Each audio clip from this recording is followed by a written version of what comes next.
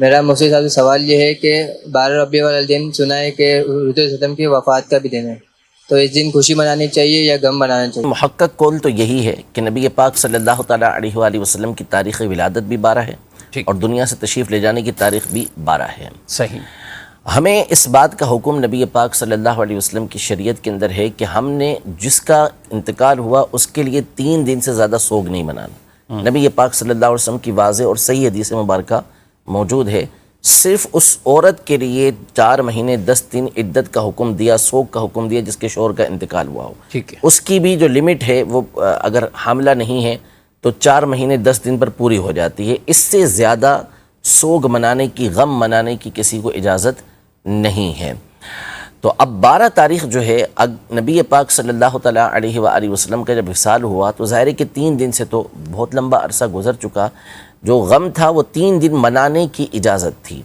اب یہاں پہ میں 2-3 باتیں آپ کے سامنے عرض کر دوں۔ پہلے تو اس پر دلیل دے دوں کہ بعض اوقات ایک ہی دن ہوتا ہے کہ جس میں خوشی بھی حاصل ہوئی ہوتی ہے اور غم بھی حاصل ہوا ہوتا ہے، یعنی ولادت بھی ہوتی ہے اور دنیا سے جانا بھی ہوتا ہے۔ اس کے باوجود ہمارے لیے وہ دن عید کا دن ہوتا ہے۔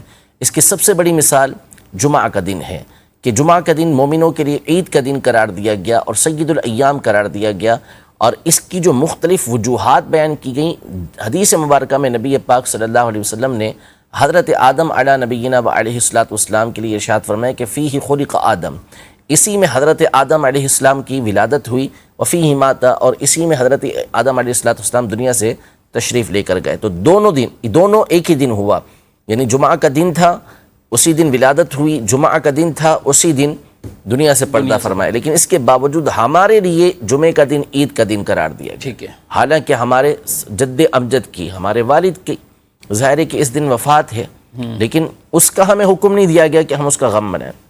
ہمیں حکم دیا گیا کہ ہمارے لیے خوشی کا دن ہے، سید الایام ہے، ہماری عید کا دن ہے، فقراء اور غرباء کے لیے حج کا دن ہے۔ تو اب آپ اس سے اندازہ لگا لیں۔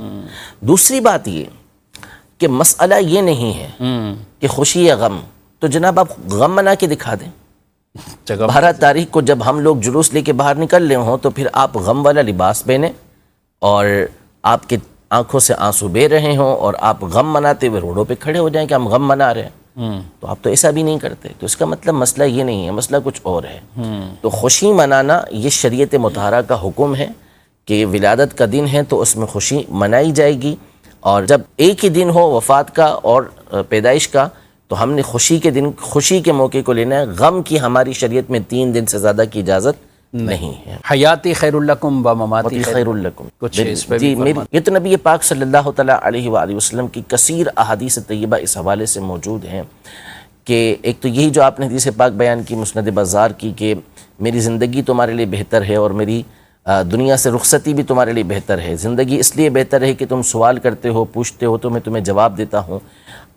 دنیا سے پردہ فرما جانا اس لیے بہتر ہے کہ تمہارے اعمال مجھ پر پیش کیے جائیں گے، تو جب تمہارے اعمال پیش ہوں گے، اچھے ہوں گے تو میں خوش ہوں گا، اور جس کی اندر برائی ہوگی تو اس کے لیے میں اللہ کی بارگاہ میں استغفار کروں گا۔ یہ حدیث پاک کا خلاصہ ہے۔ دوسرا صحیح مسلم شریف کی حدیث مبارکہ ہے کہ نبی پاک صلی اللہ علیہ وسلم نے ارشاد فرمایا کہ جب اللہ پاک کسی امت کے ساتھ بھلائی کا ارادہ فرماتا ہے تو ان سے پہلے ان کے نبی علیہ السلام کو اٹھا لیتا ہے، یعنی ان کی جو دنیا سے ان کی جو وفات ہوتی ہے، انتقال ہوتا ہے، وہ اس امت سے پہلے ہو جاتا ہے۔ اب یہ نبی علیہ السلام آگے جا کے ان کے لیے ذخیرہ بنتے ہیں اور ان کے لیے راحت کا سامان کرتے ہیں۔ اور جب اللہ پاک کسی نبی علیہ السلام کو امت کے بعد اٹھاتا ہے، یعنی ان کی امت کو پہلے عذاب دیتا ہے، تو عذاب دے کر جب اللہ پاک کسی قوم کے ساتھ عذاب دینے کا ارادہ کرتا ہے تو اس نبی علیہ السلام کے سامنے اس کی قوم کو عذاب دیتا ہے تاکہ اس کے ذریعے ان کی آنکھیں ٹھنڈی ہوں۔ تو نبی پاک صلی اللہ تعالیٰ پچھلی امتوں میں ایسے ہوئے ہیں، واقعات ہوئے ہیں بھی کثرت کے ساتھ ہیں ایسے۔